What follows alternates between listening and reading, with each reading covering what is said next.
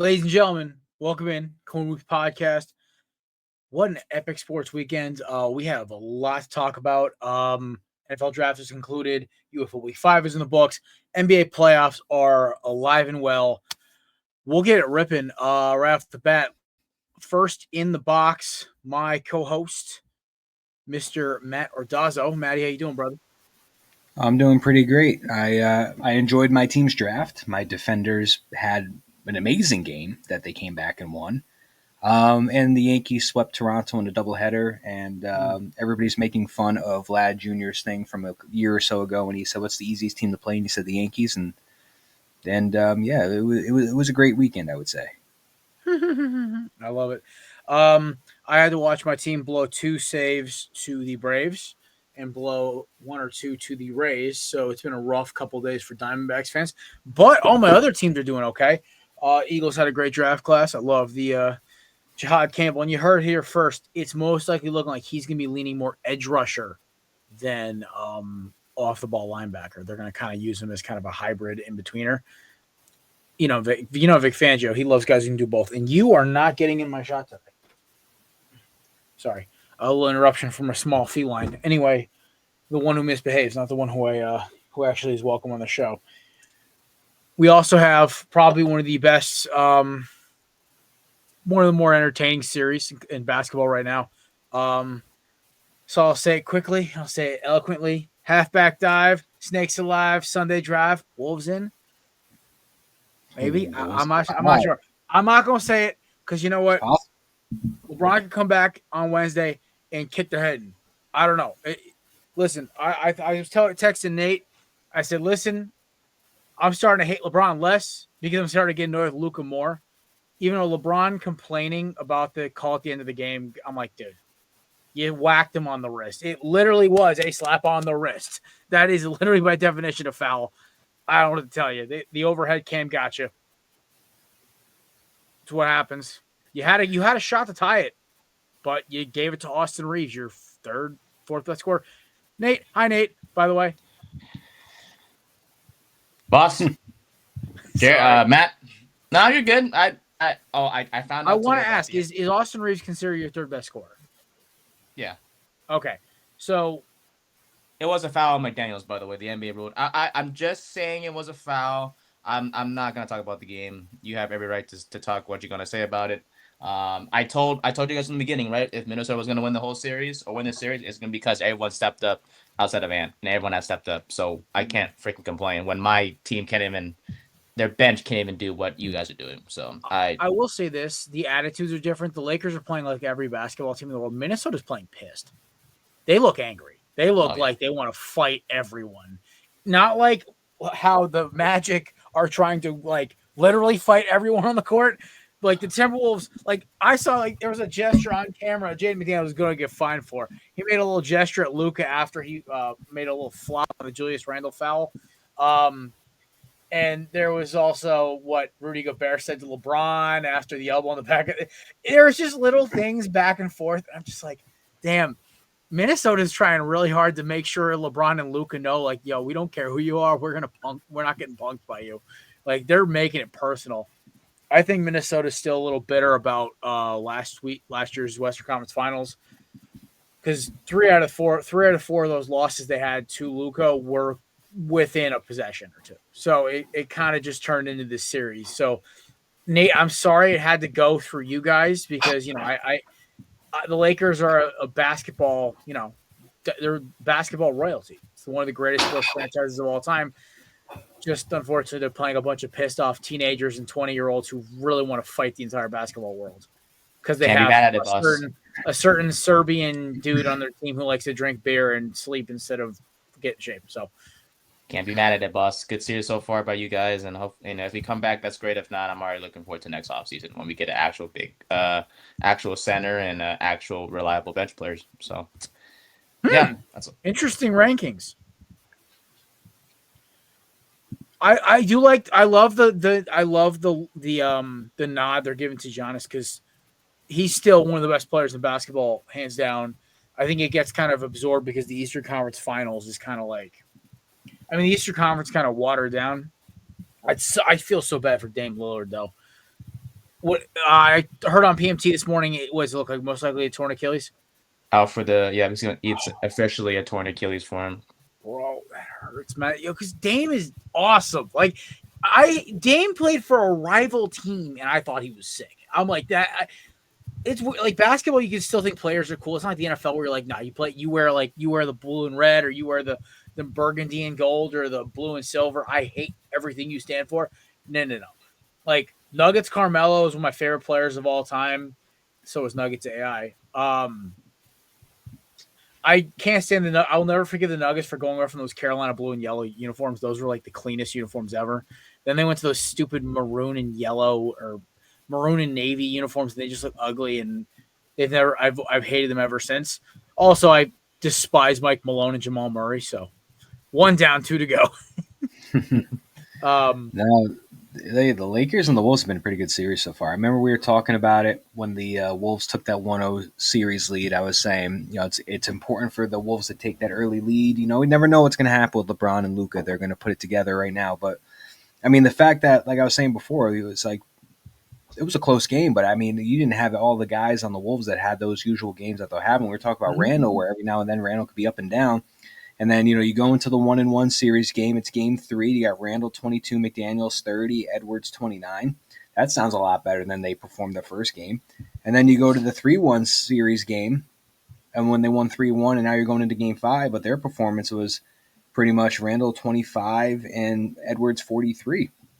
I mean, now you got guys that are putting it together, starting to score some more points. And listen, anything is possible, Nate. I will give it to you. Anything is possible. I don't care for LA LeBron. It just annoys me. I don't know what it is. It just bothers me. I don't like it. But I like Luka a lot, so I have a little soft spot for you guys. Cleveland and Miami LeBron. It's just LA. Yeah, LeBron. that was great. And I love the Lakers. I think they're an awesome franchise. Grew up loving Kobe and Shaq, Magic, James Worthy. It's just something about the merger of the two of them irritates me. I don't know.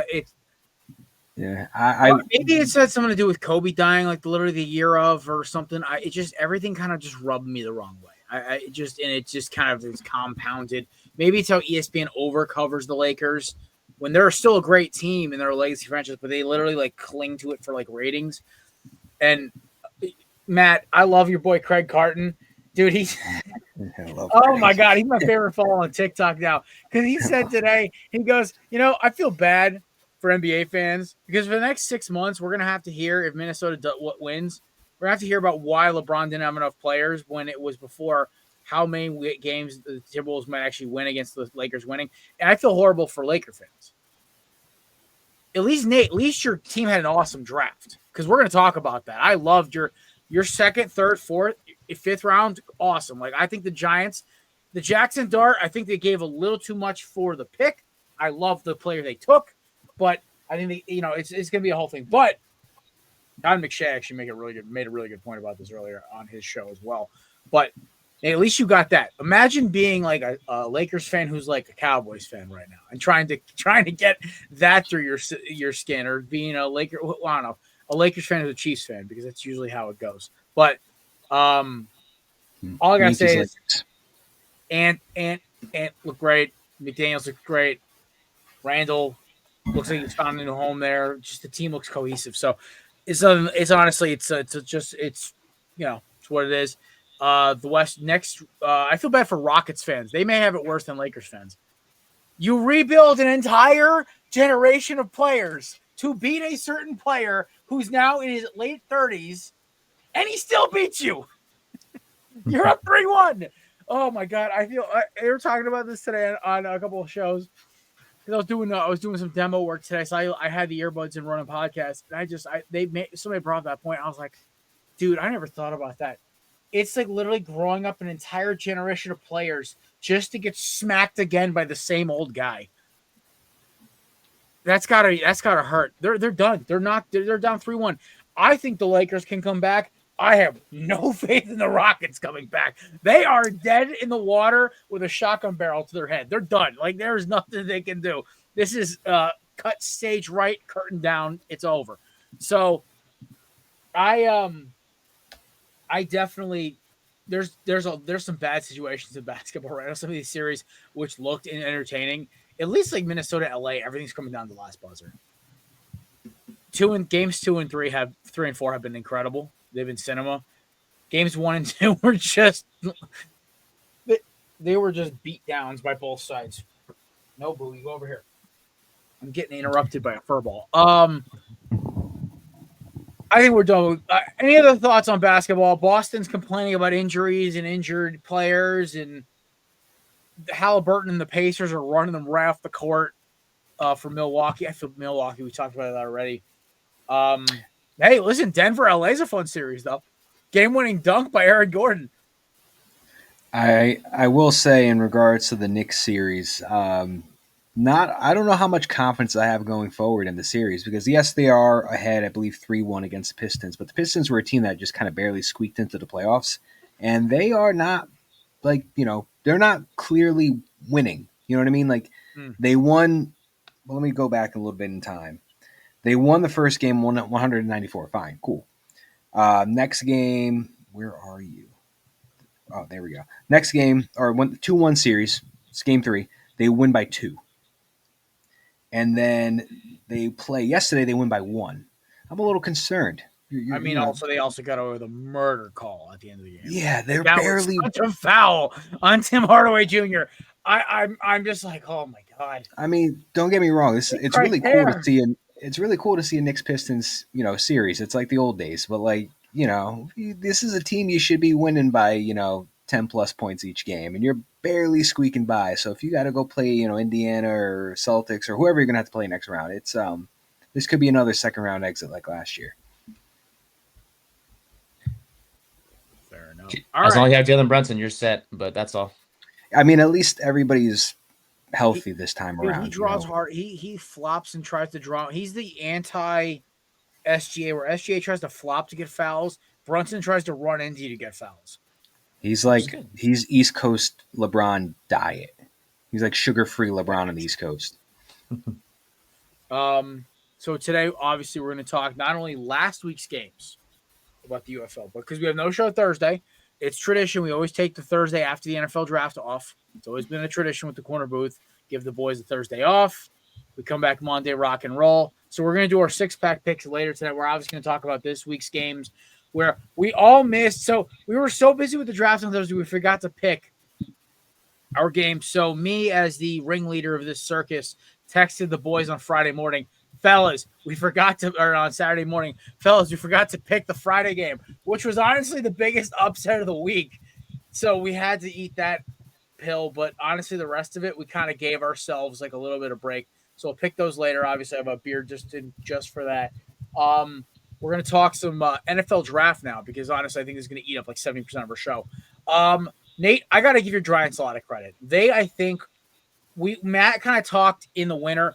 I actually like what they did because they're literally doing, and this is to quote one of my my uncle's friends, and to quote one of my my baseball teammates. They both said they're trying to follow Philly's example. I said yes. They go get Abdul Carter, best defensive player in the draft, not named Travis Hunter, amazing. Then, as I drop my phone, they get Jaxson Dart. I had him as my QB2 in this class. After some much consideration, do I think they maybe moved a little too up for him? They could have gotten him later.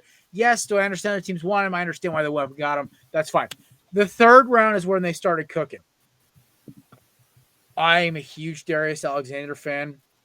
The guy's got a high motor. He's a little on the older side, but that means he's also ready to go right now. Microwave, start, go. Cam Scadaboo, I think he's more of a gimmick. I think he's a good change of pace back for Tyrone Tracy. Nate's a big Tyrone Tracy believer. I'm not the biggest one, but I understand why people like his game. He's a solid running back. Cam Scadaboo was a good change of pace back for him. Marcus Membo, not a bad pickup out of Purdue. But the seventh round, they got Corey Black out of Oklahoma State. Now, the only reason I know who he is because I picked him up in the transfer portal in my dynasty for College Football 25. High-end man coverage, fast as a rocket. Listen, the Giants had a job to do. They did it. They started doing. I wish they maybe went a little more at the offensive line, but you know what? They want to see how these guys who they picked up last year, specifically like the John Ryans of the world, develop and get. They're moving over Evan Neal, obviously, to the other guard. it's going to be interesting to see how the Giants kind of mold this. Now, that being said, I don't think any team in the NFC East had a bad draft. Philadelphia did Philly things. Dallas had some surprisingly good players. They picked up CT's own Tyler Booker. They grabbed the edge rusher Donovan Azaraku out of Boston College. I did like his. Not as much as I like Dallas's, Philly's or Washington's. Washington grabbed Trey Amos. I was like, your boy ripped it. Your boy called it. I was just a round late. But Delaney Walker actually said something really interesting on the Bussin' with the Boys podcast. He was like, this is a lineman draft. And I said, yeah, that is a realistic. It is a trenches draft, linebackers, tight ends, the skill positions and quarterbacks. That was last year. So, I love that. I also love the Titans draft class. Fellas.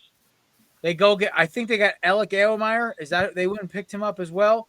They got my boy Cam Ward, obviously. You know how much I feel about him. Best quarterback in the class. Possibly best quarterback since the 2020. I think he's a better prospect. Or he's going to have a better career than Trevor Lawrence. I do. Don't forget in the undrafted side of the ball, they got your boy Restrepo. Got X. Basically, Tennessee goes, oh, hey, here's our quarterback. We're going to get everything for him. They got one of my very few A's. The Giants got a B+ with me. The Eagles got a B+. Atlanta Falcons honestly kind of came back in a little bit. Nate, the only teams trade who I hated more than yours was I hated Atlanta's because they gave up more for it. But I'm not going to lie. Once again, as the weekend went on, I thought that Cleveland made like the best move trading back because, they should have gotten Travis Hunter, generational talent, but they had so many other holes to fill. It's like, why are we going to waste this guy's time up here? I kind of look at. So the Falcons got James Pierce Jr. and they got Mykel Williams. Pass rush issues are now solved. Oh, sorry, no. They got Jalen Walker and they got James Pierce Jr. I get them flipped all the time. Then they go and get Xavier Watts, a hard-hitting safety to replace and go with Jesse Bates. Listen, after that, there really wasn't much, but that's a really good help on your defense. Raheem Morris goes, all right, I'm writing the checkbook this draft. I'm getting my defensive guys. It wasn't a bad finish. Now, I'm not really going to go into Philly's draft class that much. I think Jihaad Campbell is a rusher, off-ball linebacker hybrid. It's going to be great. I love Andrew Makuba. He was one of my favorite safeties in this draft. He kind of came in late with me. Like, the best way to word it is he was kind of like a Kyle Williams to me, where, like, they were sneaking into my top 50. They were just out there. I think if I was really going to do it, I'd probably have Kyle Williams 51, Makuba like 53 maybe. But love that draft. I love Robinson out of Nebraska, a freak of nature defensive tackle. Hey, we lost Milton Williams as a freak athlete defensive tackle. We'll just go get another one. This kid at Robinson out of Nebraska. His tape is gnarly, by the way. If you want to just watch defensive tackle tape that is just like pure violence, just go watch his. But that's the baseball I'll say on the Philadelphia. Do love the 7th round edge rusher they got out of Virginia Tech. He was driving the Hurricanes crazy the last 2 years. So I know from personal experience, this guy's a good player. Don't care about Kyle McCord whatsoever. I do not. He may not even make our roster. I'm being serious. So, if we'll go down the list, I'll give every draft pick a quick grade. Campbell, A+, Makuba, A-, Robinson, A+, McMullins, B-, Munden Jr., A-, Kendall, B, McCord, F, Miles Hilton, C, Williams, B-, Powell Ryland, B+. So give it a solid B+. The McCord thing makes no sense to me. I don't know why you chuck a draft pick at a guy who's never going to see the field for you, because he's technically 4th on our depth chart behind McKee and Tanner Williams and McKee and DTR. He might outperform him and wind up being your backup, or worst case scenario, he could be the next Joe Milton. He'll listen. He could be. Yeah, we could put him in like their last game. He might chuck like 4 touchdowns. So, hey, Dallas, I know this Milton thing ain't working out. You want a quarterback? Yeah. As much as I hate to say it, I got to show some love to the Patriots because I actually thought that they had a pretty good draft as well. Way to steal I'm my like, thunder, Matthew. oh man, I was jumping. I had a list of a couple, You but had it. You jumped the gun on me. I'm like, my next in the list. I wanted to talk about the Patriots because I was like, they just well, I went saw and you. got every fun player I wanted in this draft. Kyle Williams, Travion Henderson, but I'll let you continue. Dude, all right. So I love the Will Campbell pick. I thought you could, between him and Banks. I think it's safe to say between him and Banks, either or, that was the best tackle in this draft. So they get Campbell at 4 to help protect Drake May. Travion Henderson is going to be a fantastic 1-2 punch with Ramondre Stevenson. Probably should start over Stevenson, but it's going to be a great running back tandem for May. They give him a weapon with Kyle Williams to add with Stephon Diggs that they already have. And the list of the guys, and I think they still have Kendrick Bourne, and I'm sure there's somebody else that I'm missing that besides the ones that suck, like Booty, who's Booty, and Polk, who can't catch a ball, and I think Thornton can't stay healthy. Anyways, so Kyle Williams is now your number 2. I like the interior offensive lineman pick, Jared Wilson out of Georgia, Craig Woodson, the safety from Cal, I love, Joshua Farmer on the defensive line from Florida State, and Braden Swinson, the edge from LSU. They got the best kicker in this draft as well in Borregales. Patriots are cooking, and I hate to say it, Patriots are cooking. And then I don't know if you were going to talk about them, Jared, but I thought a team that notoriously does not draft well. I had 2 bird teams on my list, by the way. This is a cat team. Ooh, the Bungles? No. I'm not. Lions. No, the Jaguars. Meow. There's too many cats. So with the Jags, they haven't drafted that well. And I noticed once you fire the man that does that for you, which is who's the guy? Bulky, who's not a great drafter. They bring in a new guy, and he gets the job done, in my opinion. I loved the trade up for Travis Hunter. I was telling Nate in the pre-show, I don't know why the Cleveland Browns traded back from that pick. I thought Hunter could have solved 2 issues for the Browns, but goes to Jacksonville. Love the pick for Jacksonville, Travis Hunter. They get Caleb Ransaw in the 3rd, and from Tulane, they get Wyatt Millam, which was a sleeper offensive guard that we all had ranked in the 3rd. And then they get a running back to go with from Virginia Tech. But I loved the one pick I think I loved the most was they snagged Jack Kaiser in the 4th round from Notre Dame. So I thought the Jaguars actually had a pretty good draft considering they haven't drafted that great in recent times. And then my last team I'm highlighting for their draft picks, look at the Las Vegas Raiders. I thought they did great as well. They go and they get Genty, which they needed a big running back like that.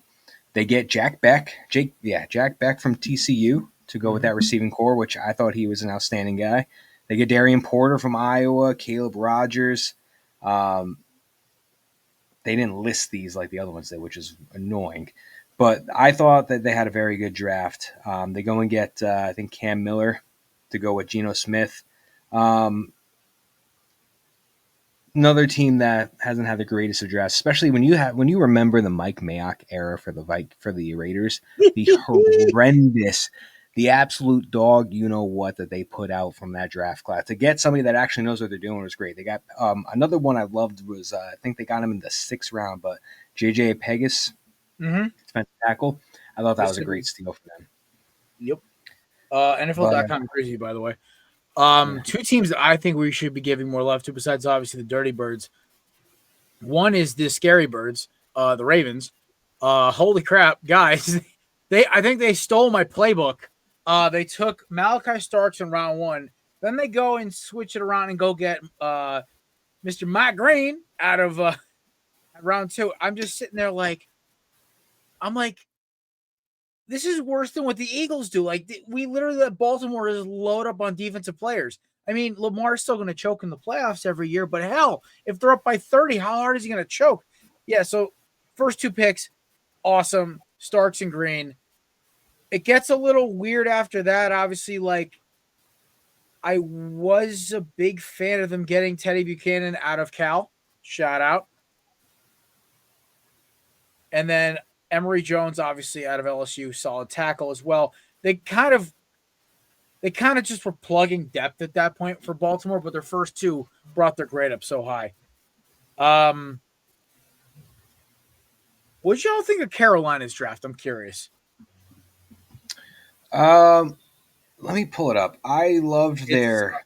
It's Tet, Nick Scorton, Princely Amumiaman, Amumiaman, and Trevor. Nice. Yeah. I tried so hard there. We'll take it. They got a white. I mean, in my mock draft, I wanted them to get a receiver number 1, and they got that McMillan. I know they had other needs, but helping Bryce as much as you can, especially after we saw towards the end of last year. Yeah. Good start. Mm-hmm. No, Matt. Yeah. I had to pull. I'm one of those. I had to be a visual guy. I had to pull it up. But I loved their first 2 picks. Actually, I should say I don't hate this draft. I don't hate it. Like some people had it ranked like one of the lower drafts, like a C or worse kind of. I don't really think it was that. They needed a receiver and they needed edge rushing, and they got 2 edges and a receiver within their first 3 picks. They got the best receiver in this class. They got a very good edge in Nick Scorton, and then they got another one, which I am not going to try that name. Prince Mukamura, the edge rusher. That's who that is. That is Wrong Prince. But like I really like those first 3 picks. I like the I even like the Trevor Etienne pick because Chuba Hubbard is somebody that just hasn't always stayed on the field health wise. He plays the majority of the year, but he misses a couple games every now and then. I don't think Trevor Etienne is a bad thing to add to that, especially with Hubbard is kind of like a diet McCaffrey where he can run and receive. So I think this is a good little change of pace thing, but I don't hate it. I mean, the safety from Ohio State, even Cam Jackson from Florida, like I don't think this was a bad draft at all. I don't think it was a home run, but I think they hit on their first 4 picks, and I think they just kind of went with whatever after that. I completely forgot Dallas got Siobhan Raval and Jaden Brewer as well. That is one team. Cooked. They I have to give it to Tyler Booker, but they cooked. They did. Like it wasn't a bad draft pick because Booker I thought was going to go later to like Detroit, but I will say I got to give credit to Dallas because that Dallas is the one team that usually drafts poorly, but drafted very well this year, and nothing has changed with that organization. So Jerry Jones just had a season of he just had a magical April. Mm-hmm. Something happened. I don't know. He got some medication. He got some contacts. He found the pot of gold on St. Patrick's Day. He signed up for AARP finally. I don't know. Browns just signed Deontay Johnson. I know that's not a big deal, but that just popped up on my phone. Wow. And I was telling Nate Isaiah Simmons went to the Packers. It'll be cut. I don't understand what is wrong with his game. They can't figure him out. All right. Wait. Any draft classes that we didn't highlight that you want to bring up before we start going on our bad ones? Yeah. First off, props to my guys. Made me happy in terms of my Giants making the right picks for sure. But I'll just keep it there. I don't want to go too long about them, even though I could because I'm very ecstatic. It made my weekend better. I'm like, into 3rd and 10 where him and Brian are going to talk about it for 2 hours. Oh, whoa. No, but you guys covered the teams that I wanted to cover. Honestly, there's one team I did want to. Actually, no, we're doing bad teams next, aren't we? Yeah, we're doing bad teams next. I'll save myself for then because you guys kind of took my team, so I don't want to piggyback. I'll just save myself for the bad teams. Oh, what did you say, Nate? You said you wanted to highlight the Jets draft class? Oh, no. I mean, I didn't hate it. A lot of Miami boys. Shout out to Kiko Mauino and Tyler Bear and my dogs. Love the Membo. I think they could have gotten later, but I'm okay with it. Love the Azare Thomas at Florida State. Another good corner. Arian Smith out of Georgia. Solid receiver. Malachi Moore. Honestly, you guys had a good B+ draft. Yeah, I would say for a general manager's first draft, I would say this was an exceptional draft for somebody this is their first time taking lead. This isn't an A, but it's not a B. I give it like a B+, a B+. I think it was a good draft for a first guy. Okay, I'll run with that. All right, Nate, you'll take lead here. Classes you didn't like. I'll let you run with this one. Hallelujah. Yeah, what Minnesota was. I don't know. That was terrible. I'm sorry. Okay, so Donovan Jackson wasn't like bad pick, but I was just like, like they could have went corner and safety because that was like one of their more pressing needs. But then they went with the guards, so I was just like, okay, I guess. And then after that was what Ty Felton in round 3, who's a receiver. They Why? also had to throw, and they did acquire a backup quarterback in Sam Howell. Yeah. Wow, fantastic. And then they got some Georgia edge rusher I never heard of, Kobe King in the 6th round, who's a linebacker, but he has a Penn lot State. of issues. Penn He has a State. lot of it. Oh, Penn State, yeah. The Penn State, yeah. Kobe King's from Penn State. Darian Ingram Hawkins, Tyrone Ingram Hawkins. That's the one from Georgia. Yeah, never heard of him before. And Also, then Bartholomew. Ty Felton, there's better receivers on the board. Yeah. Yeah. The offensive lineman in the first round, I was scratching my head on it because one of their strong points last year was that O-line. So I just think that, you had the ranking number 9. You had the reigning number 9 offensive line, I think, last year coming into this year. I thought they should have went secondary. They needed some help with the safety marker, something on anything. Unless I think they're getting Jesse Bates. Or no, Josh Simmons, sorry. Justin Simmons. They could have gotten Starks. That's who I wanted him to get in the mock draft, and they didn't get him. So, yeah, Starks they could have went Starks. They could have went Hairston, who went to Buffalo later on. Yep. Instead, they go with Jackson. So, all right, Nate, you got any more bad ones before I start ripping apart the dog pound? Honestly, I'd rather have you. I like when you. I already had their draft picks on my phone. I'm excited I was waiting for it. I was waiting for this one. All right, so I'm gonna rip the Band-Aid off now about Shedeur Sanders. Okay. One by saying I was right. Sorry about it. I've been telling y'all for years, for weeks, the difference between him and Cam Ward is about the difference from me to Nate's houses. Like that's a long way. The fact that Jaxson Dart had leapfrogged him on my mental big board, not on my actual big board because I didn't want to get yelled at, but they were within 2 picks. And actually, I think Jaxson Dart was higher on my big board. Anyway, the reason why Shedeur was falling almost out of my top 50, I put him in there for just whatever. At some point, there's a couple picks I put in. I'm like, I don't think he belongs there, but he's going to get drafted there, so make me look smarter. No, he wasn't there. Okay, so there's a couple reasons. One, I had multiple creators say the same thing I've been saying all year. His tape, even his highlight tape, is head scratching. It's a lot of hero ball, him making bad throws, and Travis and Jimmy Horn and the boys making big plays to make up for it. It's a lot of bubble screens and screen passes. Shout out Cam Ward for that quote. Still money. 2, the fact that there's multiple stories that were basically suppressed until the day of the draft about Shedeur's bad interviews, whether it's the headphones, the excessive cologne, the entourage, whatever, the bad answers to questions, the fact that Nate's own coach called him out and he gave Nate's coach shit for it. Which, I mean, listen, shout out to Brian Dable because he always has those good interviews. You saw it last year at Hard Knocks. Dable takes those things seriously. But the biggest person to blame isn't even Shedeur. It's Dion. Dion is the worst, best netball parent of all time. I'm going to tell you right now, if Sanders pulled all the same crap and all the same stuff, and his name wasn't Sanders, he'd go undrafted. Because I honestly wasn't impressed with Colorado tape. I was like trying to figure it out. 80% of it was Travis Hunter, Jimmy Horn, or whatever amount of weapons. Anyway, it goes all the way back to him throwing his teammates under the bus when they lost to Nebraska. So like, how many times did Raiola get hit? And then him blaming the lack of run game and every other bad answer he's given this year. Or even as stupid as when he asked Cam Ward to make a rap song, Cam goes, I play football, bro. Like, it's little things like that. You think we overanalyze it? Just try being a guy in the scouting department, not trying to lose his job over it. I would take a guy like Kyle McCord, Jaxson Dart, Tyler Slow, a.k.a. our boy Chris, and multiple other quarterbacks over Shedeur Sanders. 5th round was fine for me. I felt bad, but honestly, at that point, and Cowherd made this point with John Middlecoff on their, I think it's called 3rd and 10 podcast, that you might want to get for copyright infringement. Or 3rd Middlecoff, sorry, that's what it's called. Anyway, it's okay. Tom Brady made a video of him trying to teach people how to throw a football, and I'm like, Tom, where's my check? I did it first. It's a running joke from me and my college friends about a really crappy video I made for a project in college.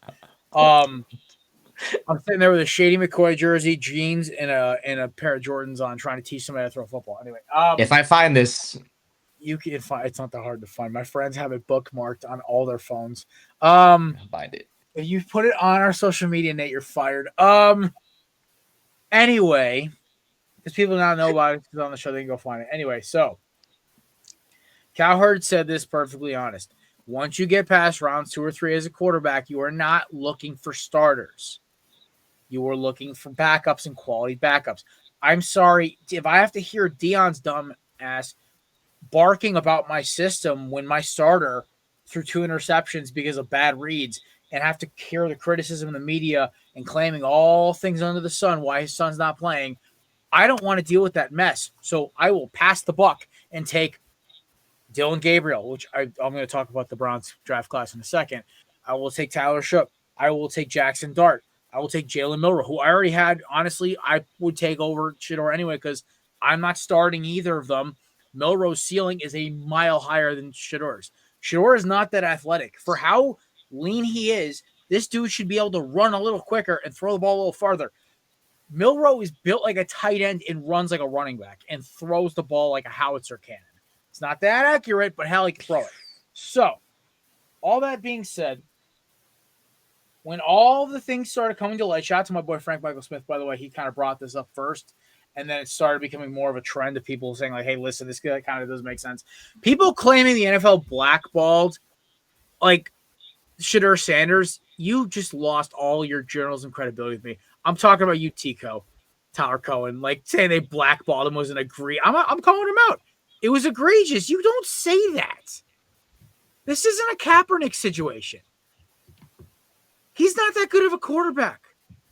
Listen, do I think Shedeur played great for what he had in college? Sure. Do I think he was honestly exceeded expectation for what his natural talent is? Yes. Do I think he deserves to be an NFL backup? Of course I do. Do I think he's worth being a starter? No. There's at least 60 quarterbacks better than him. Maybe more. He's starting in Cleveland. Let's be honest. He's gonna. I can break down that draft. Kenny Pickett's a better quarterback than him. I will tell you that right now. So is Joe Flacco. So is Dillon Gabriel. I had Dillon Gabriel. Honestly, was that kind of like this sleeper? I'm sorry, Dillon Gabriel's tape was better against better competition. I can guarantee you, Shedeur is gonna make the roster. If one person's getting cut, it's Gabriel. I'm telling you right now. Yeah, I'm hypothetical. Dillon Gabriel is more expensive to cut. That's right. Sorry. Flacco, then. My apologies. Yeah, Flacco might retire, but Kenny Pickett started week 1. Then Shedeur takes it in midseason. He might not even get on the bench. He's going to be the Ian Book for them. I'm telling you right now. I can't wait for predictions. Dude, I'm telling you right now. He's going to be awful. He's going to be out. If he starts this year in Cleveland, he'll be out of the league in 4 years. He's not talented. He's an average quarterback with elite weapons and a great last name. And it's unfortunate to say. And honestly, if he had the work ethic that his dad has, I mean, he probably does have a great work ethic. But if he lost all the whatever the hell this is and showing off his rollies or whatever the hell he's wearing, I meant it to look stupid. Okay, I have no swag. Your hand motion was woo. It was just you could have done this and just keep it still, boss. But you're good. Moving on. Right. I would say now that he has been drafted, now he can prove all the naysayers wrong and work his butt off and this and that. But be able to be proven wrong. I'm just telling you what. But damn it! Come on, man. Dude, this was a really bad situation. I'm sorry, but the Browns just screwed everybody up. Let's go. The Browns screwed everybody up. I'm sorry, but you got Deshaun Watson, Joe Flacco, Kenny Pickens, Dillon Gabriel, and Shedeur Sanders. You got 5 quarterbacks in that room right now. Deshaun Watson's probably not going to play this year. Mm-hmm. So I'm assuming you were and you traded for Kenny Pickett. You gave up draft stock for Kenny Pickett. I'm assuming Pickett stays and these 2 rookies stay and maybe Flacco gets cut. So you might be opening up the year with Pickett, Gabriel, and Sanders. I don't know. This is such a weird thing that what if Watson does come back? What are you going to do with 4 or 5 quarterbacks? It's very possible that one of these rookies could not be on this team maybe at some point in time. I don't know. I have a solution, but I'll wait till you finish, Matt. That's okay. I mean, the only thing – yeah. If they didn't take Shedeur Sanders or didn't take Dylan Gabriel, took one or the other, and they take another position, Cleveland gets an A- draft grade from me. I don't disagree. Mason Graham, Carl Swessinger, Quinshon Junkins, Harold Fannin, and Dylan Sampson. That's a great draft class. Do I think they need Fannin? No. They have David Njoku. Yeah, that's what I was saying. He had a career year like 2 years ago. He had a really good year last year still. It wasn't, of course, availability is the best attribute. So, yeah, go get Fannin because he's going to be a good number 2 tight end. But Mason Graham was my highest rated interior guy. Swessinger, I think, was my 3rd or 4th ranked linebacker. Junkins was my 3 ranked running back. Sampson was like my 7th. Yes. Yeah, dude, it's not rocket science. They had a great class, except they drafted 2 quarterbacks who both have okay arms and okay athleticism. One has a pain-in-the-ass father with a famous last name, and the other one's old. Yeah, literally. You see the problem here? It's like, but there's a solution. Yeah, cut Shedeur and move on. No, you can do a quarterback bullpen. Oh boy, Yeah, what is this? that's The how you '90s? Was it the Niners? Is it the Niners from '89 to like '91? Flacco in the 2nd quarter, Gabriel in the 3rd, and Shedeur in the 4th. And What is it? What is it? A 7-on-7 game? Holy shit! All right, we're gonna stop right now. Okay, so I will say this: if the Browns did not draft 2 quarterbacks, I would give them an A- for the draft class. I love the talent, but the fact that you caused more chaos because you can clearly see Andrew Berry wanted Dylan Gabriel, and he looked miserable when they took Shedeur Sanders. There is a reason for that. Jimmy Haslam threatened to fire him because it's name recognition. Also, the fact that Deion literally said he was going to be in on the first meeting for the Browns. Where's the giant red flag? It's actual quote. You can look this up. Nate. Go look this up. He wants to be in on this meeting. So allegedly. Wave the giant red flag. Because I've seen 2 reports now about this. Nah, just send me the post later, and then we'll verify. I saw something that was false today, but I'll believe you for now, boss. See, the problem is I want to get more into this, but I know you're a Shedeur fan, so I'm trying not to be just no. Trust me. I want to say is this. I know I wanted Shedeur badly, and I was sad the draft day. But I will say, I told Brian this through Texas. The more he fell, the more happy I was with what we got. So I'm rooting for him. I'm rooting for Shedeur, but I'm satisfied with Mr. Dart. I think you guys made the smartest move ever. The thing is, as a Giants fan, you should be happy with your picks. As an Eagles fan, I wanted you guys to draft Shedeur. You know why? Because he was going to be terrible. I know. That's you did. Why I was like, come on, Dallas or New York. Draft Shedeur. I have to deal with Jaden twice a year, but hell, give me Shedeur on one of your teams. And then both of you passed on him. Oh, I wanted Shedeur to Dallas so bad. I really did. I wanted Jerry to do it at like the 3rd round. He could have. Oh my God, but he'd still be Joe Milton's backup. Yeah, Joe Milton going to Dallas still kind of scares me a little bit because I think he's going to be a hell of a player. Anyway, we're going to move on. Another team who dropped the ball, Detroit Lions. I could not make sense of any of their draft picks. They drafted a 2nd-round grade guy in the 1st round, and I think it's Talik Williams. Yep, Talik Williams. Correct. The only one I liked was Tate Rutledge. Isaac Toscala out of Arkansas was like, there's better guys on the board, but whatever. Miles Frazier was okay. Go Tigers. Ahmad Hassan out of Boise State got that one. Nice. Okay. Dan Jackson, Dominic Loveland out of Georgia. It's all like meh. And NFL.com gives it a B. How is that a B? That's like a C-. But whatever. I'm kind of just like, whatever. At this point, NFL.com, it's all fluff. I don't hate the selections. I think I just I think they just reached on a lot of them. I think Tate Ratledge was fine, but I think everybody else might have been taken a little early. I love me some Tate Rutledge. He's a mean dude, man. That's what I'm saying. That was my one favorite pick. He gives me Lyndon Baum meets Evan Mathis kind of vibes, where he's just going to try to beat the snot out of you across the ball. Kind of don't really hate Houston's draft class with Higgins and Noel going down to they drafted both Iowa State guys going down to Houston. They'll play with Nico Collins. I kind of like that. They need receivers.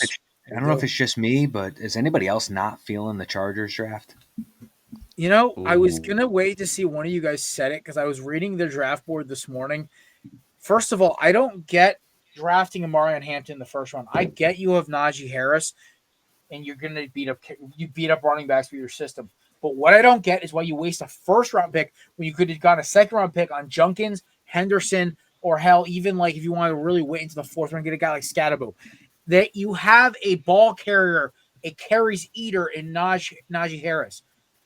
Why would you go get another carries eater like that? I don't get it. Amarian Hampton gets the ball out of the backfield, but it makes no sense to me why you would. I mean, it's a Chargers pick, I guess. I feel like they could have waited on a running back, though. It didn't make any sense to be taking him. I don't blame them though, because if they waited, because Judkins and Henderson are already off the board by then. But if they waited, trade back then. Just trade back to early first rounds. See if one of these guys want to move up for a quarterback. I guarantee. I believe your Giants were calling teams trying to move up for Jaxson, right? Yeah, once Pittsburgh passed, that's when we started calling. Yeah. So hell, get the first pick in the second round. Draft Junkins or Henderson, who I believe are better running backs than Hampton. Honestly, they're all three of them are kind of in the same boat to me. But I do like they finally drafted a receiver in Trey Harris, who's a big body guy, gets open. He's a big physical receiver. I think he's going to work there. They did draft Keandre Lambert-Smith out of Auburn, which I was kind of like, shout out to my boy Kelsey because he kind of put me onto this dude. He's shifty and he can run. And for Herbert, that's great. I wanted them to draft Kyle Williams because just his straight up speed with Herbert's arm strength, but you know, whatever. They're going to be a first round exit every year anyway. But Kyle Kennard was my favorite pick. Damn, dude. He's easy. He's a top 5 talent, but he's top 15 up top. My big issue, guys, is I tried to believe in Herbert for so long, and he's burned me. So now I'm a scorned better, not scorned lover, scorned better. My issue with the Chargers, too, is that I thought two of their biggest glaring needs were secondary and tight end, and they didn't address the tight end until taking Oronde Gadsden in the 6th round? Fifth round. Fifth, and then I don't even think they took a safety in the 6th and 7th. Yeah. I just don't think that the two of their biggest needs, I just don't think they address. So it kind of felt like that was just a waste of a draft for them. Gadsden is interesting though. He's like a receiver in the tight end. He's good. He's solid. He was good for Syracuse, from what I saw. We'll see if it pans out. And I mean, you know, they don't have Stone Cold Smart anymore. Well, also we just drafted Mason Taylor, so we're probably not going to have Stone Cold Smart anymore either. Go Tigers! Yeah. I know you were happy about that pick. For sure. This. I love that pick. Yeah. There's not really many bad draft. I'm looking through them. You know, one that like we didn't give enough love to, Seattle. Yeah, that's right. This was such a deep class. Love Gray Zabel. Great pick off the rip because he's a versatile lineman. Then they get Nick Amenworry to kind of bring back the Legion of Boom kind of vibe up there. My number one safety. Then they will get my dog out of the U. They got 2 of my U dogs. They went and got Damian Martinez to back up Zach Charbonnet because I guarantee Kenneth Walker will be traded before the season starts. Hey, that boy is going to be moving. There ain't no way they're going to keep Martinez, Charbonnet, and Martinez and Walker all on the same roster when they can move one of them for easy draft. Also, I think they have to pay Walker next year, so they'll move him. Jalen Milroe, loves his development pick behind Sam Darnold. Listen, Darnold has 2 good years. Great, you let Milroe sit back there and develop. They drafted a fullback, by the way, Robbie Robbie Unst out of Alabama. Roll Tide. Ricky White out of UNLV. Honestly, I actually happened to see his tape only because I happened to put on a UNLV game once because a random Wednesday or random night or whatever.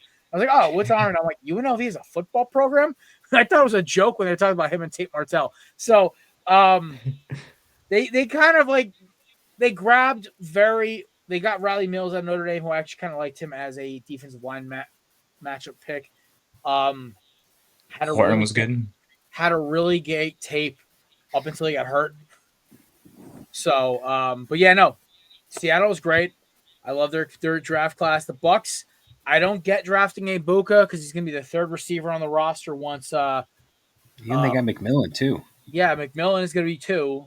Evans is 1. I mean, I get it for if they think Evans is retiring next year, I get it. But if they're that, and then they draft brought back Godwin too. Yeah, I'm trying to see if there's any. I mean, I wasn't a big fan of the Bengals. Yeah, they were weird. And honestly, now I'm really looking at the Commanders. Their only good pick, honestly, was Trey Amos. Niners reached our Michael Williams for sure. Yeah, but way too high. The Niners drafting bad. They literally won the lottery with Brock Purdy. Alfred Collins out of Texas was an okay pick. I'm not a fan of Nick Martin's game. That's why I had him as like my linebacker 8 or 9 or 10.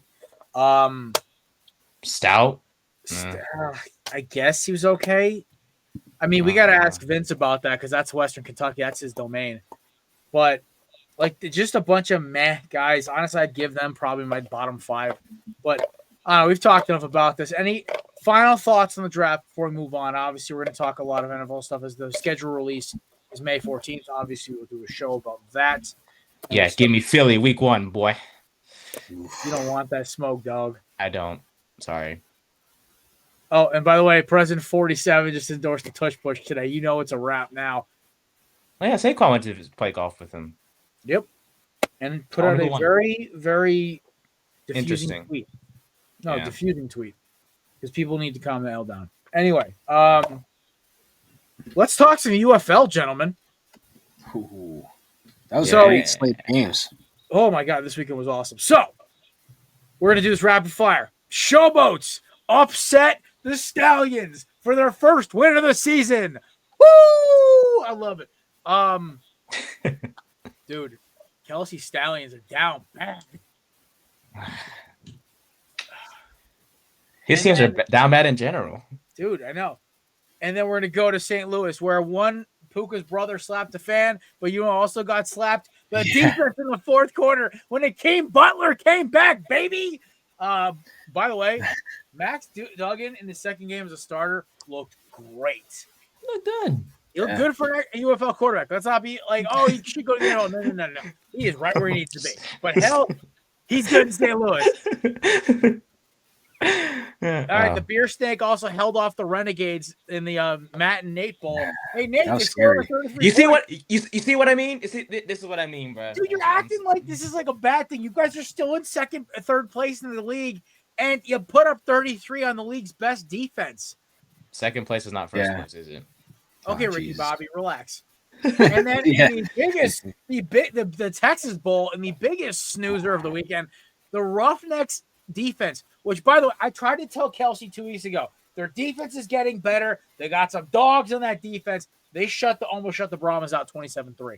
A lot of points scored this weekend. UFL is up, baby. Why did I pick the Braham? Oh my God! See, this is. They have I don't know. Color scheme. The logo is kind of cool. Their uniforms look like high school ball, but no, I chose them to beat the Roughnecks. I think the spread was in favor of them. See, never listen to spreads. Gosh, no, you go with your gut always, because that mother effer is never wrong. But yeah, fellas, so that's it. Me and Matt still tied for first. Nate 2 games back of us. I think me and Matt are both 11-6. Nate is 10. We are. Oh no, we are 14-6. We are both 14-6, and Nate is 12-8. Fantastic. Hey, buddy, it just takes one good week. I mean, I just want the NFL to come back so we can do regular 6-pack, and I can dominate for like the first 2 weeks, and then stop. And then I jinx you, and then I jinx you again. Well, the thing is, you can't. Oh, I mean, listen, we don't even know. Chris said allegedly he wants to come back for football season. Allegedly. We'll see how that transpires. But I mean, we need him back for the Kentucky Derby. That's what we need him back for. I mean, that's this weekend. We're not doing a show on Thursday. Oh, Chris! I gotta hit I mean, we still have the group chat, so it was like we could just do it there. Yeah, put $10 on the refrigerator or whatever weird names that they got over there. Okay, my new goal in life is to buy a horse team and name it "Is Your Refrigerator Running?" I'm gonna name it like Ticonderoga Pencil number 2 or something. What the? I'm gonna get so many people bet on that name. Dude, did you name something else that? Oh, Yeah, that was my yeah. yeah. I changed my fantasy name to Ticonderoga number 2 pencil. What else we got here? Any other good name? I mean, I would no, Nate. In honor of you, I'm gonna name one of the horses. P.F. Chang's Halloween costume. Yeah. So just, That's the weirdest name. No. Sorry, Panda Express Halloween costume. Ah, you go. I like that one. I always get them flipped, man. One's fancier than the other. Actually, yeah, PF Chains, they got some swag to them for sure. And they Haven't been there. also don't use the horses in them. Boy, who said that? they're supposed to open one up at the Milford Mall, Jared. It's been like a year. A year, Nate. Matt, that mall always has something coming soon. I know, that's fair. It's I opening used to up. work in that mall. I think you did too at one point, right? I tried. I was not successful. Oh yeah, I worked in the Milford Mall for 8 months. Then I transferred to Danbury Mall. Much more pleasant. That's a much better mall. Pleasant. All right, so you fellas ready to talk about next week, where we will totally make sure we're up to date on our picks because we're doing them now. Time to crack a 4-pack presented by Candidate. Promo code BELLYUP20 for 20% off your purchase at checkout. Nice Arizona there, kid. Thank you. I don't drink, but it's a rude. Slapping Arizona iced tea is my favorite. I also used to drink their energy tonic back in the day. Then I realized they had like 300 calories per can. All right, so we're starting with the Friday. I think this is the Friday game. Is it the Friday game? Maybe? This is Friday. 8 p.m. This sure is. Feel the background, Nathan. Feel it. I forgot we play you guys. Oh God, never mind. Give me the Hawks, baby. Caw. Max Duggan is feeling himself. You have the return of Hakeem Butler. Their defense actually was able to make a stop at the end of the game. Their offense actually can score now that they have a receiver who's 6'6" and can run like a gazelle. God bless you, Hakeem Butler, and everything you do. We took out the Panthers just like they try to take out our fans. But if you haven't seen the video yet, go look. It's all over the internet. Puka's brother basically slapped a fan in the face. See, what was funny about that was his opponent pointed at him and laughed, and I would have been like, why are you laughing? Do you know what happens usually when athletes smack regular people? Because I'm sure that guy's going to get something if he's smart. Yeah. Maddie, who you taking here?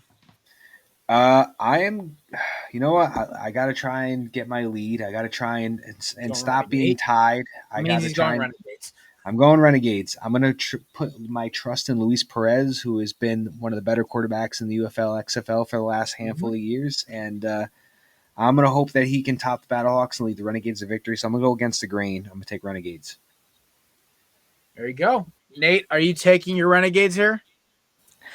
Fudge, no! Oh, damn, we're screwed. We're screwed. No, I believe in Battlehawks. Sorry. All right. We are screwed.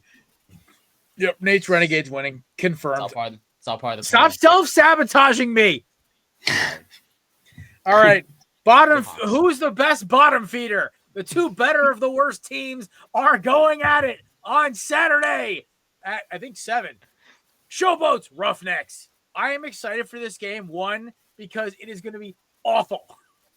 2, awful in the sense of the strategy, football play, and lack of penalties, majority of penalties are going to be awful. But these two teams play very similar football. They're scrappy, they're unorthodox, and they're bad. But you know what they are? They're both better than the Brahmas. Give me the Roughnecks. I'm on the hot streak, baby. Let's do this. I'm trying to sell myself on taking the Showboats, but I'm having a very difficult time doing it. So I'm going to take the Roughnecks.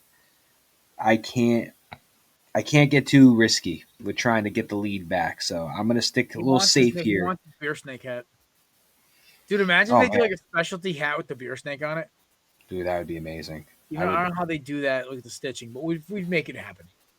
Yeah, I'm no longer, full disclosure, I'm no longer getting any sort of UFL gear off eBay after that lady didn't put it was a youth size t-shirt when I bought it and then said no returns. So anything I get is from the official website. I'll pay full price. Or Amazon. Amazon actually does have some decent Amazon stuff. too. I have a Battlehawks t-shirt in my Amazon card. I just haven't pulled the trigger yet.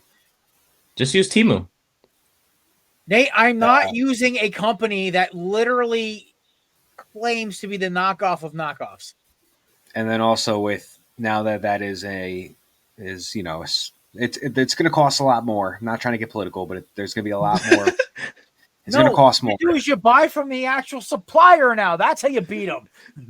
Yeah, well, that's how you get your Jordan reps that are actually real Jordans.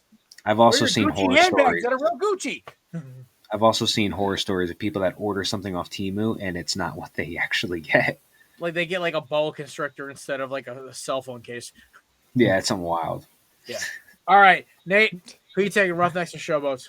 Give me the Roughnecks, boss. There we go. You're sticking with me, which means either Yes, I'm going to go 4-0 or 0-4. Woohoo! I'll apply the plan. Nate's trying to sabotage me for that Lakers Timberwolves rant. I sure am. You're Move secretly on, a little too petty, and it kind of scares me. Nah, all right, Panthers defenders. Do the Kitty Cats bounce back against the Beer Snakes? No, they're not. Defenders win by a lot. The Panthers, the problem is, I don't think they can play actual defense when it matters. All their games have come down to, like, they just score a little more than everyone else. Yes, that does win you games, but it makes your defense look even worse than it really is. They kind of remind me of the 2023 Eagles right before the collapse when they won by, like, a score or half a score. So, yeah, give me defenders here. Matt's Beer Snakes, keep it running. Teamu finally had a game that I was hoping he would have. Did he still complete 50% of his passes? Yes, I have accepted that this man is probably a glorified 50% completion guy. But he had 300 yards, 3 touchdowns, and he also had a score on the ground. So he finally put up like 4 total touchdowns. Dude, the mobile Eli Manning. I'm totally okay with it. Yeah, same. You know what? After this game, I hope he just builds on it. This was the greatest game I've seen of the Defenders so far. So give me the Defenders over the Panthers to continue to be hopefully the best team. We need to find our UFL equivalent of a David Tyree catch, because if Jordan Teamu is the mobile Eli Manning, whoever the Patriots are, I guess that would be the Stallions are in trouble. All right. What are you drinking there, Nate? Defenders or the Kitty Cats? Okay, that was just a beautiful can. Why, thank you. I also was just curious to see if you were actually drinking a tall boy. So, you know, I was going to laugh. Nate actually just has like a tall boy of beer. He's like, I just started drinking, kids. Give me the Defenders, man. I believe in them. I also feel like if Nate started drinking, he'd be a Corona guy. I think Nate would be nothing against you, Nate, because I like him too, but I think he'd be a Twisted Tea guy. Ooh, actually, yeah. Listen, Nate, don't take it as an insult. One of the most badass humans I know, my buddy, who's like in special forces training, that's his go-to drink, so you're fine. Nate, it literally tastes like iced tea. You wouldn't that even and the hard Arnold Palmers are his go-to. Yeah, you would have no idea. I could pour you one in a glass with just some ice, and you wouldn't have any idea there was anything. With my buddy's girlfriend was drinking at my birthday, Matt, the Truly Unrulies. I have not tried one of those yet, but I feel like I tried one of those. With Donnie from the Wild Thornberries, just making no sense. I'm talking. All right, last but not least, Sunday afternoon game, Brahmas at the Stallions. Yikes! So we got Stallions on the comeback, right? Nobody's taking the Brahmas here. There's no McCarthy method. I can't bring myself to even think about that. I'm taking 3 points. Stallions. I'm sorry, taking Stallions. 3 points. That's ridiculous. Give me the Stallions. Come on, man. The Stallions might shut them out. That's terrible. Why did I pick that team? Why did I pick that team in the first place? But they're not your team anymore. Why are you killing yourself about it? And also, why are you dressed like Cal's offensive coordinator? Because I am. No wonder they score so many points but can't stop anybody on defense. Oh! All right, they had a 24-point choke job on Saturday Night Football. So then that game was so much fun, though. Dude, I know. You were talking so much shit in the chat, and then I said, Nate, I'm going to text you a little memo. FAFO. F-O. Yeah. I was like, what does Go that around and mean? find out. And you were like, I didn't tell you what it meant until after Ken Ward scored the game winner. I was just like, Nate, it means, and you're just like, oh, that's cool. Crap. That game was so much fun to watch. Oh my god, that It game really literally was. is the reason I think I started like losing my mind a little bit in October. I was like, my life is falling apart. I still have the Hurricanes and the Eagles. I still have the Eagles. Hurricanes, what the hell? By the way, that was the week. The week after was the Virginia Tech game. That was correct. Yes. Fail Mary. Yes. Oh my lord, I couldn't do it. And then they had like two more. Then they blew out a team. Then they lost to Georgia Tech. Those scoundrels from Atlanta. And then they won a couple more games. Then they lost to Kyle McCord, that doofus Fran, whatever his name is, from Fran Brown. Who cares? He gonna Sorry. get smoked when he comes to Miami this year. They come. Their to schedule is tough. Their schedule is tough. I love Stephen Curran. I can't wait till college football is back. I can't wait to see you hyped about Miami and mad about LSU. Go Tigers. Go Tigers. Chris, Hey, Nussball, next year. Chris is just gonna come in dressed like Ed Orgeron. I wish he would do one episode just only having that voice. He would his voice, he'd be scratching that. Oh man. Nussmeier, I'm not excited. I'm sorry. He might be the first quarterback taken off the board next year. Who knows? Yeah, Nate, I don't trust those mock draft boards yet because they said Carson Beck was gonna be the #1 draft pick last year. Oh, ew, no. I mean, listen, I think Beck's about to have his villain arc though. So, dude, he's getting clowned everywhere. She wasn't that pretty, anyways. I mean, the Cavender prints are pretty, but like they're not worth. Okay, this is no disrespect to them. It's Miami. It's not worth the headache. Yeah, it's Miami. Come on. If you're bashing me on the president's granddaughter's vlog, yeah, it wasn't going to work if you're a pro athlete. Yeah, Kai Trump, Miami commit, by the way. She's on their golf team, I guess, for next year.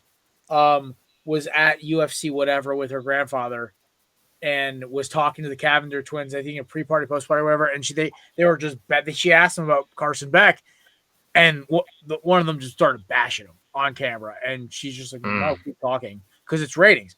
Kai Trump's not stupid. She knows she's going to get views. It ain't went viral. Here's Carson Beck, though. Just Batman mean mugging the camera. And he's like, I'm going to light the ACC on fire. As he should. Thank God we don't play you guys this year. Yeah, you know what the craziest part is? His receiving class this year is actually better than what he had at Georgia last year. Good. We got Daniels from LSU. And then we have Josiah Trader, who's honestly going to be probably a first-round pick in 2 years. I'm telling you right now, remember this kid's name, Josiah Trader? Unbelievable receiver. Ray Joseph is fast as all hell. And, yeah, we might even have a better tight end than Elijah Arroyo as a sophomore. Lofton, that's the kid's last name. Oh. So Nate, I feel bad because every time I see something with the Giants on Twitter, it's always negative. Yeah, I know. I don't know why they clown you guys so much because honestly, what's up, boss? So it's not actual real stuff. It's just like somebody was like, I asked Rock, to give me a projection of Jaxson Dart's Giants career. They said he starts in year 3. So they said from the ages of 25 to 35 is his career. So he's going to play 11 starting seasons. Ooh. But he's going to be in the league for 14, 15 years, they're going to say. Okay. They're saying his total passing yards as a starter is 44,250 with 270 touchdowns, 135 interceptions, and a 90.5 passer rating. He's going to have a career amount of 3,800 rushing yards with 32 rushing touchdowns. His record as a starter is 90-93, so he has a 49.2 win percent. And he's going to have 3 playoff appearances, and he's going to go 1-3 in the playoffs, and he's going to have 2 Pro Bowls and 1 All-Pro, and that's his career. Oh, sorry. Nate's like that meme, the Skyrim lock picking meme. He's like, damn it, every damn day. Nate's like, everything sounded great until you said 90-93 career win-loss, and then his accolades. Didn't Eli almost go 500 at 2 Super Bowls? I think Eli did go 500. Yeah, that's the Giants' way, okay? You can't have Tom Brady. You have to have Phil Simms and Eli Manning. That's how you win Super Bowls. When you try to perfect the method, you go for a doofus like Daniel Jones, who's the Manning's pick, and you look what happens. You got to get the rough around the edges, might not be their mentally quarterback, who's literally going to just beat the GOAT. So in this case, Dart will probably knock Jalen Hurts off the NFC title game, win you guys a Super Bowl, then go below 500 next year. And Nate, I guarantee you'll be happy as a clam that entire year. Yeah. Nate, that's your lot in life. I just want one chip in my adult life. Is that too much? You're going to get one. I guarantee you Dart will probably in some way Eli Manning his way to a Super Bowl for the Giants. Okay? Anyway, with that pass rush, they'll probably do it. Because I'm going to let you in a little scoop here, right? The Cowboys will find a way to screw this up. The Lions, after that draft class, I'm pretty sure Dan Campbell has hit himself in the head too many times. The Bears, this masterclass offense they're building, the problem is the engine of the car. I don't trust Caleb Williams. I think he's a bust. I will say it again for the 50th time. The Packers, they're soft as melted cheese. See what I did there? And the Vikings can't draft for crap. Now we go to the West, who literally have the boulevard of broken dreams. The Rams class was terrible. They didn't get a quarterback. I don't know what they're doing with Stafford, but I don't really care. Then you go to the Cardinals. They had a decent draft class, but they still have a doofus as a head coach. And then we go to the Seahawks. They honestly might be kind of a threat, but they'll find a way to trade Jalen Milroe before he's actually good, and Sam Darnold will probably be terrible or great or mediocre. We don't really know. And then last but not least in the West, we have the 49ers, who get softer by the year. Then we go down south for another terrible division of mediocre teams. So, Nate, you see what I'm doing here? There is a lot of hope for being a Giants fan. Your only obstacle are those two asshole teams down the 95 in green and white and in burgundy and yellow. So, you know what, Nate? Keep your chin up, kid, because you're probably going to have the third best record in your division this year, and you might even get a playoff spot. I hope so, boss. Thank you. But it's not all doom and gloom, okay? NFL fans have to understand something. You know what gets me through as an Eagles fan? I don't know how to handle us being elite, because my entire life I was, let's just get to the playoffs, hope we pop an upset, maybe we get a run, right? But the only two times we won a Super Bowl, we were the best team in the damn conference, and we won. By the way, we won. Anyway, Giants fans have won all those Super Bowls by being either a wild card team or just scratching a division, and then steamrolling everyone in the playoffs by their style of football, running the football and rushing the passer. Kind of touched on both in the draft. So Nate, thumbs up. Keep yourself optimistic. At least you're not a Cowboys fan. That's true. Thank you, boss. Thank you, Matt. I wouldn't say it's not all gloomy unless right. There's certain team. Dolphins mug. You guys aren't them. It's been gloomy for the last. The Dolphins, 10 years. I guarantee, are going to have a top 5 pick next year, and it's going to be hilarious. Because they're not going to stop. They can't. They're not going to be able to stop anybody. They pick all their picks on defense, but there weren't even players that are going to help right away. No, I was just like, I just sent it in the Corner Boot chat, but the Chicago White Sox came out with the City Connects uniform. Yeah, the black and reds. Oh, it's beautiful. They're it's clean. It's like the Chicago Bulls. They pretty much try to do. They keep trying to leak the Diamondbacks City Connect uniforms. They keep trying to say it's this weird purple and teal. It looks like a wish shirt. It looks like a wish version of their throwbacks. I don't know if I like it yet. See, I like the Serpentes ones. Those are dope. If this was February, I would have told you there's no way the Yankees will ever do a City Connects uniform. But now that they lifted the beard policy and the facial hair policy, I think it's kind of possible. A City Connect uniform? No.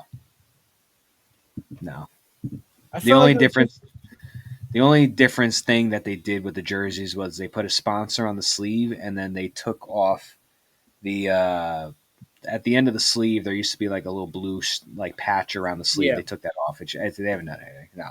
But now that I was going to say, when they guys put the sponsors up there, I swear I heard all the Yankees fans clutching their pearls. Oh my God, the tradition! Oh my gosh, please. The A's and the Yankees are the only teams without a City Connect, so we're not the only ones, Matt. We're not the only ones. Dude, well, that's because you guys don't have a city. Yeah, wait until you guys get to Vegas. You guys can have some fire. Give me some 5-card draw poker style uniforms for you guys. Man, why do I have to wait for all my teams, bro? My God. Nate, you know what's gonna happen? Your 30s are gonna be like my 30s in sports, where your teams are just dominant. I hope so, man. My 20s suck. Mine Or- too. Okay. Besides that one lone Eagles title, I've been tortured. Let's Or be honest. Nate. My basketball team has been terrible since I was 8 years old. Or you could be like Matt, me. Matt, I want to remind you of the stadium that's behind your head. Oh yeah, I'm sorry. Oh, Yeah. right. Yeah. I forgot. My apologies. Yeah. That is And you didn't actually have a specific basketball team until about this year. So I don't want to. So That's Matt, fair. you get the Jets. I will not yell at you because you're a Jets fan. Yes. So it kind of crosses out your Yankees fan. But a guy like Pat, who's a Yankees and Patriots fan, I He want can go to to hell. yeah, I know. Oh, That's like too lucky. That's like Kevin being Patriot. Kevin's legitimate because he grew up 5 minutes from Foxborough and he went to Alabama. That's literally gets the pass there. But people who are from Connecticut who are Yankees and Patriots fans, oh my God, to stick a screwdriver in my eye already. No, I or tied. like when I was saying, one of the teachers from my high school, she's a Red Sox and Celtics fan and a Giants and Rangers fan. I quit. Wow. I've lost all my hope in humanity. It's okay. I've met two guys from Philadelphia now who are both everything except Philadelphia Eagles fans from Philly. They love every other team in Philadelphia. Flyers, Sixers, and the Phillies, but they're like Colts fans or Ranger fans. They're like Colts fans or like or Chargers or something stupid. It's like, why? And he goes, oh, well, I like their colors and they had cool players growing up. Yes, Peyton Manning and LT were cool, but yeah, you're a Philly. The king of all Philly sports teams is the Eagles. The quarterback situation is funny. I would even say the king of certain portions of New Jersey as well as the Eagles, because I have met every time my wife and I meet people from Philadelphia or from just in general, just Pennsylvania. You get not even sorry, Elizabeth County. Sorry. It's all Eagles fans. I was gonna say every time my wife and I go on vacation, we meet a family from New Jersey. Like no matter where in New Jersey, we went on our honeymoon. We found somebody from New Jersey. Like any vacation we go on, we meet somebody from New Jersey. They're always Eagles fans. I never hear them say Jets Giants. It's always Eagles. Like I said, once you get south of Essex County, where my mother's from, it's mixed, and then it turns into all Eagles fans. Once you get towards Central Jersey, like over by Trenton. Listen, they run the Jersey. I mean, the Giants and Jets, they probably try, but well, you know, but we've won 2 titles since they won their last, so it kind of helps, you know. Must be nice, you know. It's okay. We didn't have them before that, Nate, so it's our turn now. You had 4. I know. It's all right. Whenever Jared wins one, okay, Nate, I know you were probably very young, but at least did you get to watch? I sure did. 2011. You didn't? I did. It's been some time. It's been some time. Yeah. Okay. So at least you got to see a Super Bowl. I unfortunately was not able to watch the 1969 one.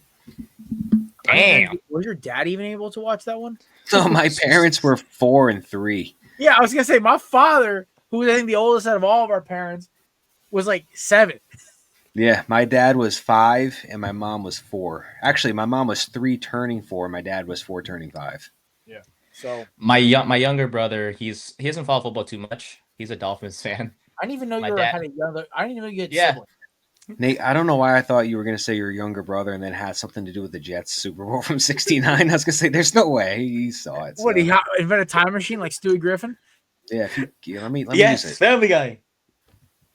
My dad's a Packers fan. He doesn't follow football too much, but he's a Packers fan. My mom hates Tom Brady for sure, and my sister, who doesn't football too much, but she's a Cardinals fan. I don't know why. How are we? I'm trying to connect the dots on a map, and they're from California. My brain hurts. Packers hates Tom Brady. Cardinals hates Tom Brady. Then you have the Giants. Dolphins. None. Brothers Dolphins. Yeah, no. Nate, this is making my brain kind of fart out a little bit. Like my mom, my mom grew up a Giants fan, but like never really got along with like the whole Giants. She never really cared, and then she gave birth to an Eagles fan and became an Eagles fan wholeheartedly around like 2011 or 2012. And then became a crazy as fan as me after the whole Jason Kelce documentary. Do you guys at least have the same baseball team? My mother. Well, but Well, you guys are off of NoCal, right? So it's got to be A's, right? You would At least think. Giants. I mean, my family don't follow baseball too much. It's mostly just football, if they even follow a sport. Honestly, I was just trying to see if they had at least one. You got to have at least one sport in the. Oh, I share the only team that shares my mother with the Eagles, but everything else it's like baseball team. My mom's Yankees, my dad is Red Sox, my dad's Vikings for football. They don't really care about basketball, pro or college. My sister's like, "What's sports?" She has an Eagles hat because she wears it just for people to leave her alone. I got to be honest. I think Nate's family's football fan thing going on is like more confusing than like your entire. I know, right? This is it. Nate. I Like think you really stumped Matt here. Yeah, love my family, man. at least knowing Jared, I could make sense of his picks because he's given me the explanations. I don't know how many times. Nate, that's one. That's Maddie, we're number going one. on 11 years of this friendship, so yeah, you've probably heard at least 50 times. Yeah, but Nate, that's number one. That is number one. Because that's like how could you have 5 people in that household? How could not one of them have the same team as one of them? You all just said. I mean, you know what? That's a perfect way to end the show, okay? Because I don't think we're gonna top that. All right. Yeah. You can check Nate. Nate try to explain this on 3rd and 10 tomorrow. You guys going live tomorrow, right? 3rd and 10. That is correct. Yes, sir. That's also when he's not doubling as the equipment manager for the University of California. Yeah. Go Bears. Go Bears. It's the polo and hat combo for me, my brother. I love it. We had no running backs, by the way. They all went through the transfer portal. Nate, we're going to play running back. Woohoo! I'll be Scattaboo. You get behind me. Yes, perfect. I love it. All right. You can find all of us obviously at Corner Booth Pod. We are not obviously doing a show Thursday because these boys have earned especially Nate, have earned a well-deserved Thursday off from the show. We'll be back next Monday and possibly next Wednesday for the first edition of the Corner Route. I'm not sure who's going to be there. It could just be me. It could be one of the boys. It could be both of them. We're going to be talking nothing but football. This week it'll obviously be only UFL because, well, that's the football that's going on right now. But obviously we'll be doing a little pro football stuff as other pro football stuff as well as the NFL season approaches. That logo will probably be leaked, wink, wink, in the next week or so. I'm working on it right now. And, yeah, other than that, ladies and gentlemen, have a great week. We will see you guys obviously next Monday. The show, obviously, if you want to watch any of our old episodes, they're obviously can be found on the Belly Up channel. Our Thursday shows are always on our Corner Booth channel as well. And shout out to our sponsors, Righteous Felon, promo code Belly Up, Candidates, promo code Belly Up 20, and SeatGeek, the best ticketing app on the planet, promo code Belly Up Sports for $20 off your first initial purchase only. We will see you Monday. Enjoy your weekend and enjoy the Kentucky Derby. Peace. Go refrigerator. Yeah. I'm naming.